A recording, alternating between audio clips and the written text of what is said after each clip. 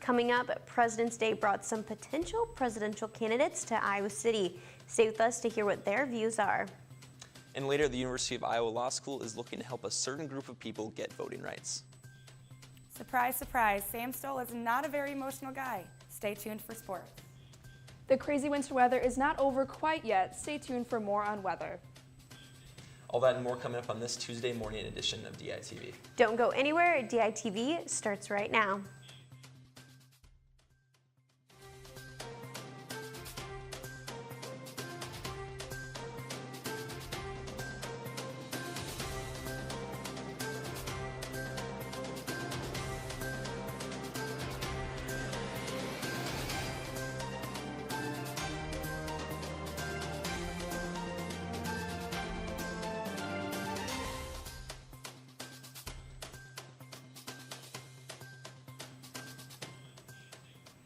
Good morning and thank you for tuning in. I'm Mackenzie Cooper.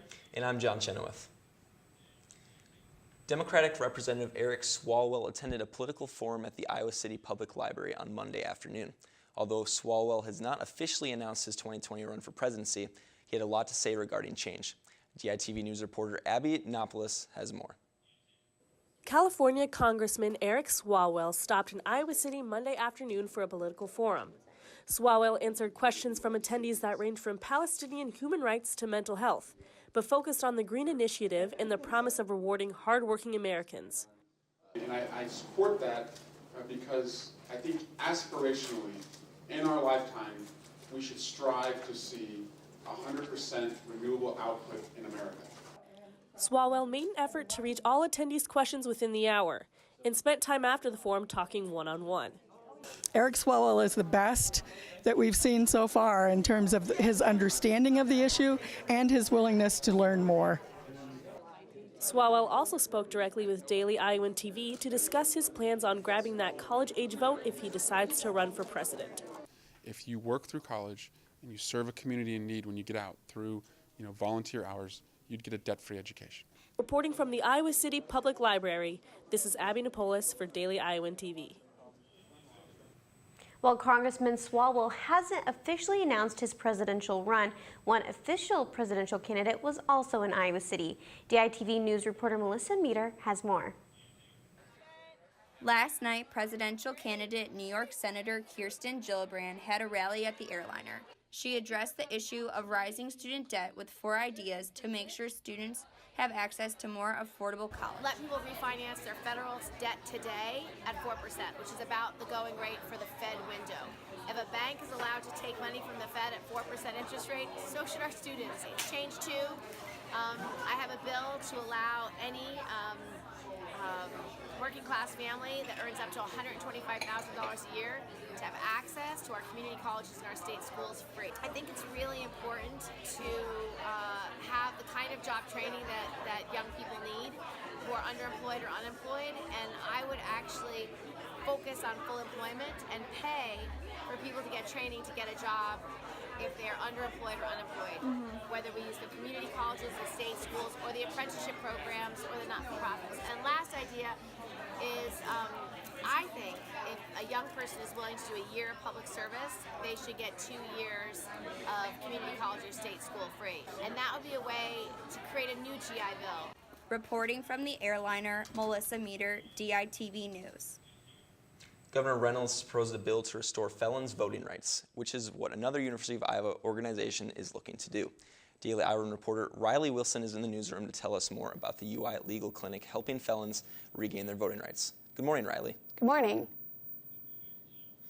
What is the clinic looking to do to help regain these voting rights?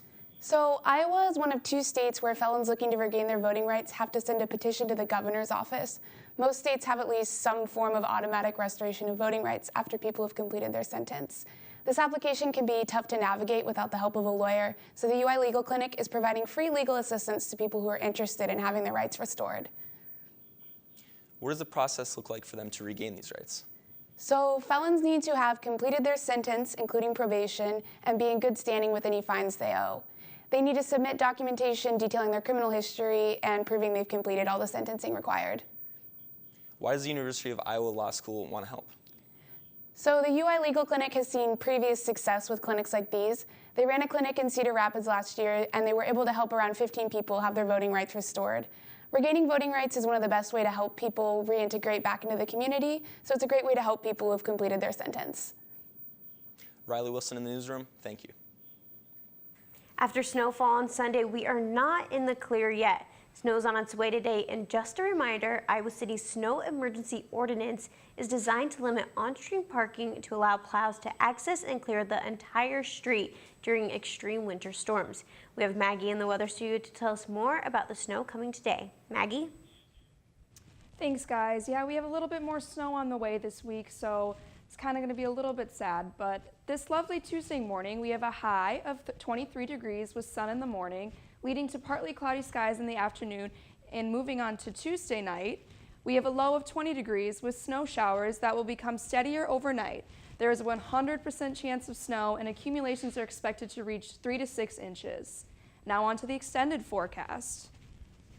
On Wednesday, that snow from Tuesday night will most likely carry into the morning with an 80% chance, so be on the lookout for some slick roads throughout your morning commute. There will be a high of 33 and a low of 15 degrees. The snow will dissipate into the afternoon with additional accumulations around 1 inch. On to Thursday, we're looking at partly cloudy skies with a high of 28 and a low of 14. Moving into Friday, the sun will be around for a little longer with mostly sunny skies and a high in the 30s and a low in the upper 20s. Don't get too excited though, because looking into Friday evening, there's a 60% chance of freezing rain. On to Saturday, that rain from Friday is going to carry into the morning with an 80% chance and the possibility of some freezing patches throughout the afternoon. We'll see a high in the upper 30s and a low in the upper 20s. Through the night on Saturday, that rain has potential to turn to snow, carrying into Sunday morning, where we will see some morning snow showers and a high near 30 degrees and a low in the teens. Once again, the forecast is quite variable this week, so pack your umbrella and keep those snow boots on. Back to you, Mackenzie and John.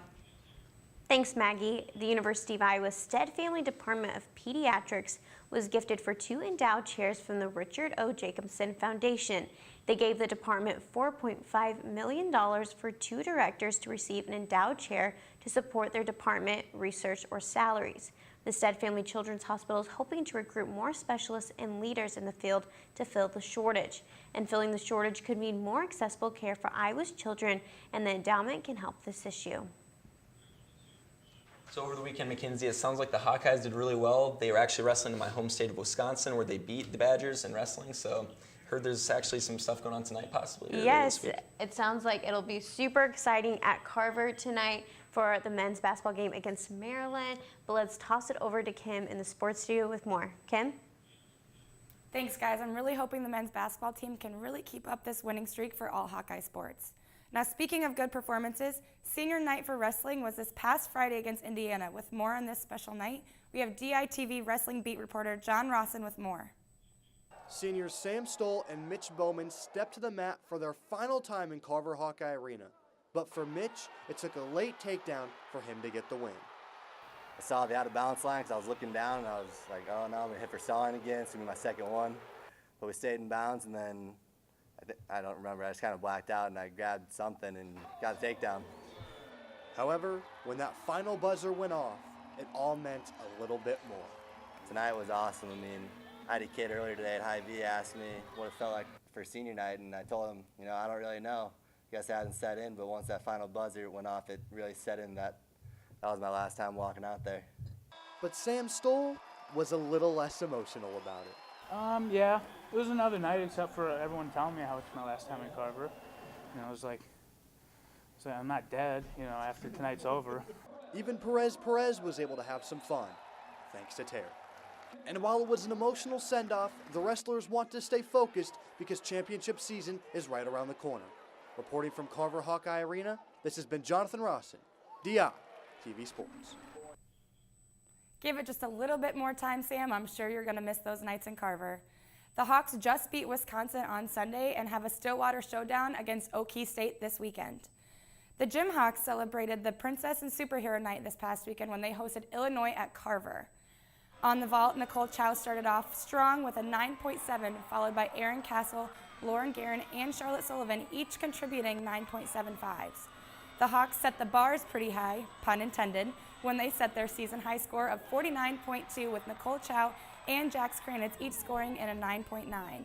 The momentum continued on the beam with Claire Kaji earning a 9.825 and Allie Gilchrist a 9.75. Finally, the Hawks were on fire on the floor when Erin Castle, Claire Kaji, and Lauren Guerin each earned 9.9s, followed by another trio of 9.85s from Charlotte Sullivan, Allie Gilchrist, and Bridget Killian. The Illini took this meet, scoring only 0.25 points higher than the Hawks. Things that we were supposed to do and that we've been working on all week in practice, and I think that this is, well, one of the first times we've put it all together, like she said, and I think we did a really good job of building off last week's performance to be even better this week. Yeah, we lost tonight. I don't think they're going to walk away upset, and they shouldn't, because I'm not at all. They controlled the things that they could control, and that was it. After that, that's out of our hands. So focusing on the bigger picture, I think, has been probably my thing that I brought, because there's so many great teams. The Big Ten is so good, top to bottom. It didn't used to be that way, and we were at the bottom. Started from the bottom, never. That's what I think about all the time. But yeah, we started from the bottom, and I can tell you, if we stay on the bottom this year, it's because the Big Ten's so great, and you want that. You want to be challenged to go to the top, but I would take this team any day and be on the bottom. They're that good. However, the crowd did not go home disappointed as they watched the Jimhawks set the team's season-high score of 195.4.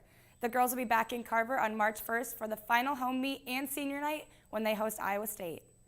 And this past Friday, the Iowa men's tennis team hosted Omaha.